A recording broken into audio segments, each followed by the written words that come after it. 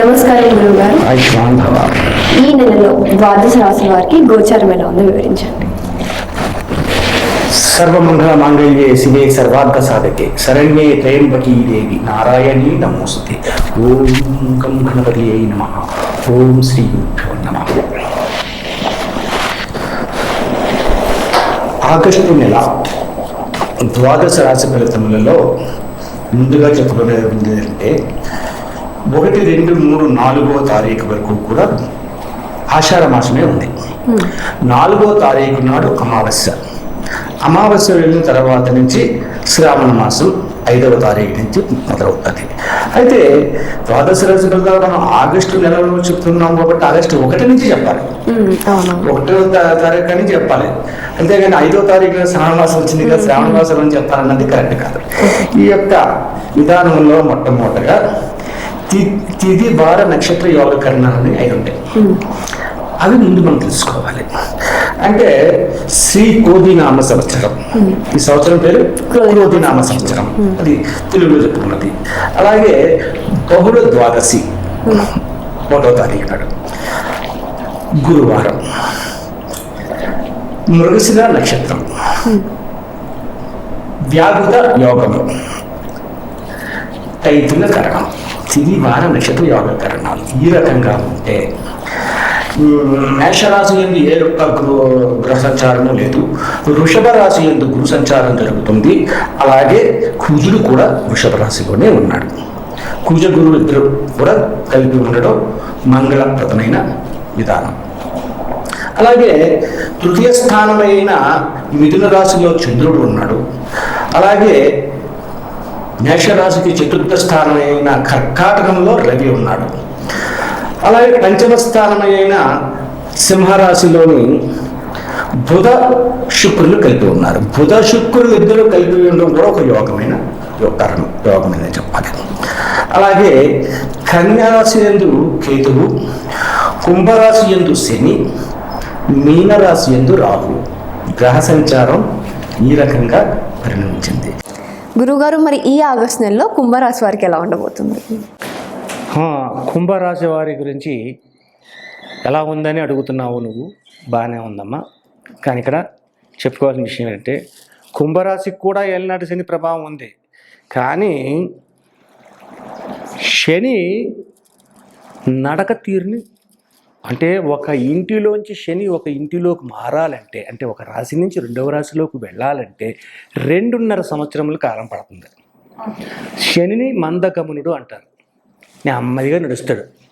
ఉన్న గ్రహాలన్నీ కూడా స్పీడ్గా నడుస్తాడు. అయితే ఫాస్ట్గా నడిచే గ్రహం ఏది? చంద్రగ్రహం. 2.5 రోజులకి ఒక ఇంటిలోంచి ఒక ఇంట్లోకి మారిపోతాడు.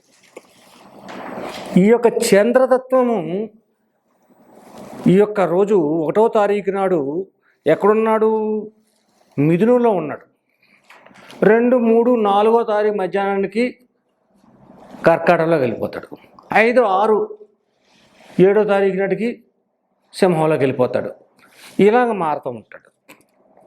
ఈ యొక్క చంద్ర విధానం మార్పులోకి వచ్చేసరికి కుంభరాశి వారి పరిస్థితి ఇలా ఉంది. కుంభరాశి వారికి ఏలినాటి ప్రభావం ఎక్కువ ఉంది. అయితే ఏంటంటే అశ్రద్ధ, అజాగరూకత, ప్రతిదాన్ని కూడా చేద్దాములే అమ్మని బద్ధకం. ఏలినాటి అంటేనే బద్ధకం. చేద్దాం, కంగారేముంది? కంగారేమీ లేదు. పంపులు ములిగిపోతాయి. కట్టి అన్నీ అవి వచ్చేదాకా అమావాస్య ఆగదు. అమావాస్య వచ్చేద్ది, అవి ఎప్పుడో వస్తాడు. ఆలోచిద్దాం చేద్దాంలంటే ఇలా ఉంటుంది. ఈ కుంభరాశి వారి ఫలితములు అలాగే ఉన్నాయి. అనుకున్న పనులు చేసేద్దాం, తొందరగా చేసేద్దాం అంటే చేసుకోకపోతే అయిపోతాయి. అటువంటి విధానంలో ఉంటాయి. ఇక వ్యాపార రంగంలో ఉన్న రియల్ ఎస్టేట్ చేసేవారి పరిస్థితి ఏ రకంగా ఉంది? కుంభరాశి వాళ్ళని రియల్ ఎస్టేట్ వారు చేసే పరిస్థితి సమతల్యంగా ఉంది. ఎక్కువ లాభం రావట్లేదు, అలాగే నష్టం కూడా రావట్లేదు. సమతల్యంగా ఉంది రియల్ ఎస్టేట్. సిమెంట్ వ్యాపారం చేసేవాళ్ళు ఎలా ఉన్నారు? రియల్ ఎస్టేట్ అనగానే కన్స్ట్రక్షన్స్ వస్తాయి, ఐరన్ వస్తుంది, సిమెంటు ఉంటుంది, ఇటుకలు ఉంటాయి, ఇటువంటివన్నీ వస్తాయి. ఇటువంటి వ్యాపారాలకు ఏ రకమైన పరిస్థితి ఉంది? ముఖ్యంగా సిమెంటు, ఇటుక, ఐరన్ ఉన్నవారి పరిస్థితి ఏంటండి? ఆచితూచి అడుగులే వేయాలి వీళ్ళు. మన బాగానే ఉందలే అని అనుకుని ఎదరికెళ్ళిపోతే ఏమీ సుఖద సంతోషాలని పొందలేరు, అనుకున్న ఫలితాలని దగ్గరికి చేరనివ్వరు. అటువంటి ఫలితాలు ఉన్నాయి. విద్యార్థులు చదువుకునే పిల్లలు జాగరూకత వహించండి, బద్ధకాన్ని విడనాడండి, ఏదైనా సరే ర్యాంక్ని సాధించడానికి ప్రయత్నం చేయండి, అనుకున్నది అనుకున్నట్లుగా సాధించగలగాలి, అది పొందాలి. అంతేగాని మధ్యలో వదిలేయకూడదు. మధ్యలో వదిలేస్తే లేకపోతుంది, ఎట్టి వల్ల కుదరదు. అలాగే కొన్ని రెమెడీస్ కూడా వెనుక చెప్తాను, ఆ చెప్పినప్పుడు అవి కూడా మీరు కూడా పాటించండి. భార్యాభర్తల మధ్యన కలహములు ఏమైనా ఉన్నాయా? చిరుచురు కలతలు ఉన్నాయంతే, పెద్ద విశేషంగా లేదు. ఈ శ్రావణ మాసంలో కుంభరాశి వారికి వివాహం కాని వారికి వివాహం కుదురుతుంది. వివాహం కాని వారికి వివాహం కుదురుతుంది. అలాగే కుంభరాశిలో ఉన్న తల్లిదండ్రులు, వివాహం చేయవలసిన తల్లిదండ్రులు ఉన్నారు, ఇబ్బందికరమైన పరిస్థితులు పొందుతున్న వాళ్ళు కూడా ఈ యొక్క కుంభరాశిలో ఈ శ్రావణ మాసంలో మాటలు జరుగుతాయి. రావాలంటే ఎందుకంటే ఈ యొక్క శని ఉన్న స్థానము కుంభస్థానంలోనే ఉన్నాడు, కుంభరాశిలోనే ఉన్నాడు. స్వరాశి అయ్యింది. నక్రష్య కుంభరాశస్య నాయక సూర్యనందన అన్నారు. మకర కుంభరాశులన్నీ శని భగవానుడే. అయితే ఈ 7వ తారీఖు వచ్చింది కదా, 7వ తారీఖు వచ్చేసరికి చంద్రుడు ఎక్కడికి వచ్చాడు? సింహరాశిలోకి వచ్చాడు. సింహరాశిలో ఉన్న వాళ్ళు ఎవరో బుధ శుక్రులు ఉన్నారు. బుధ శుక్రులు కూడా శని భగవానుడికి మిత్రులయ్యారు. ఈ యొక్క బహుళ ద్వాదశి అనుకున్నది పంచమిలోకి వచ్చాడు, శుద్ధ పంచమిలోకి వచ్చాడు చంద్రుడు, శుభతత్వంలోకి వచ్చాడు, మిత్రక్షేత్రంలోకి వచ్చాడు. అప్పుడు చంద్రుడి దృష్టి కూడా శని భగవాన్ మీద పడింది. అందువలన మంచి ఫలితాన్ని పొందడానికి అవకాశం ఉంటుంది. అంటే శుభవార్తలు అంటారు, శుభకార్యములు చేస్తారు. ఇటువంటివన్నీ జరుగుతూ ఉంటాయి కుంభరాశి వారికి. ఇక విద్యార్థులు ఇందాక చెప్పుకున్నాం, బద్ధకాన్ని విడండి. మళ్ళీ చెప్తున్నాను, ఎందుకంటే అత్యంత విలువైన మాసం ముందుంది, సెప్టెంబర్ నెల, దాన్ని ఉపయోగించుకోవాలి. కాబట్టి బద్ధకాన్ని విడండి, ఎదరికి వెళ్ళండి. అలాగే కొత్తగా ఏ పని ప్రారంభించాలనుకున్నా ఈ మాసంలో ప్రారంభించవచ్చు. మీరు ఏదైనా కొత్త వ్యాపారం కానీ లేకపోతే ఇంకోటి చెయ్యాలని ప్రారంభించాలనుకుంటే ఈ మాసంలో ప్రారంభించండి. ఈ మాసంలో అన్ని శుభదాయకాలే ఉన్నాయి, పెళ్లి మొత్తాలే ఉన్నాయి. ముందడుగు వేసినందువల్ల ఉపయోగం ఉంది, వెనకకి వెళ్ళక్కర్లేదు. అన్ని విధాలుగా లాభదాయకమైన పరిస్థితులు పొందుతారు కుంభరాశి వారు. అయితే ఇక్కడ మనం ఒక విషయాన్ని గుర్తుపెట్టుకోవాలి. బంధువర్గం, కుంభరాశి వారికి బంధువర్గం ఎవడైతే ఉన్నారో, ఏ బంధువు అన్నది కాదు, నేను చెప్పట్లేదు. అక్కలు అవ్వచ్చు, అన్నలు అవ్వచ్చు, తమ్ముళ్ళు అవ్వచ్చు, మేనత్తలు అవ్వచ్చు, మేనమామలు అవ్వచ్చు, లేకపోతే ఇంకొకరు అవ్వచ్చు, పెద్దంటి పిల్లలు అవ్వచ్చు. ఇటువంటి బంధువర్గం వాళ్ళతో మాత్రం చాలా ఇబ్బందికరమైన స్థితిని పొందుతున్నారు.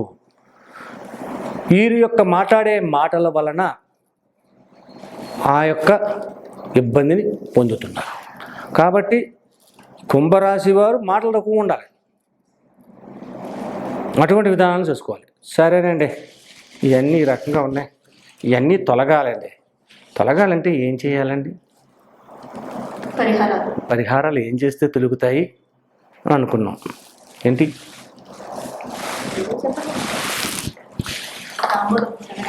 అలాగే శ్రావణ మాసం కాబట్టి ఈ శ్రావణ మాసంలో శ్రావణ మంగళవారాలు ఉంటాయి. శ్రావణ మంగళవారం నాడు ఆడవారు పూజ చేసి పిల్లల్ని పిలుస్తారు, ఆడవాళ్ళని పిలుస్తారు. చక్కగా పసుపు గంధము రాసి కాళ్ళకు మొక్కో ఏదో చేసి శనగల వాయనిస్తారు. శనగల వాయనం ఇస్తున్నప్పుడు తో పాటు వీళ్ళు పచ్చని పుష్పం, చామంతి పువ్వు అండి, మీకు ఇంకా కలిసి ఉంటే ఎల్లో కలరు గులాబీలు అమ్ముతారు, సాయిబాబా గుడి దొరుకుతుంది, కొంచెం రేటు కూడా 5 రూపాయలు అవుతుంది. ఆ పువ్వు ఇవ్వాలి. ఆ పువ్వుని ఈ ఆడవారికి ఇవ్వాలి.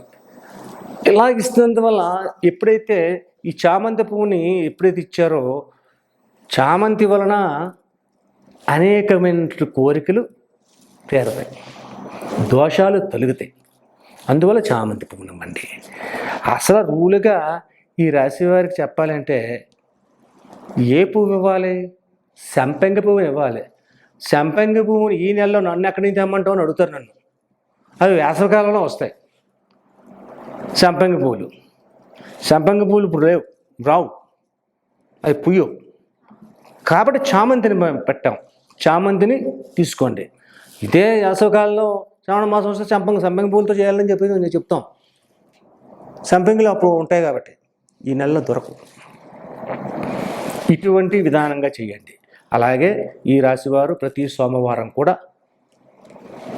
గుడికి, శివాలయానికి వెళ్ళండి, శివుడిని అర్చించండి, శివనామ సంకీర్తనం చేయండి.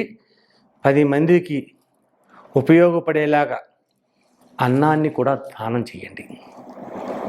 అన్నదానాన్ని చేస్తే ఈ యొక్క చిన్న చిన్న ఆటంకములు, అవరోధములు తొలగి ఉపయోగకరమైన పరిస్థితులు పొందడమే కాకుండా అత్యధికమైన శుభ ఫలితాలు పొందట తథ్యం.